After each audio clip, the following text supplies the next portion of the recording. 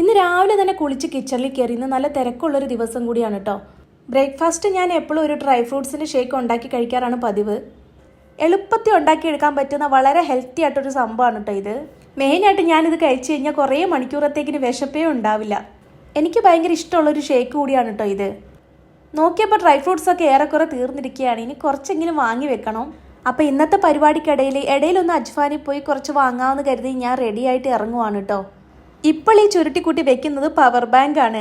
ഇടയിലിടയിൽ video എടുക്കുന്നുണ്ട്, ഒട്ടും charge നിൽക്കില്ല കേട്ടോ. സേഫ്റ്റി മുഖ്യം ബിഗിലെ.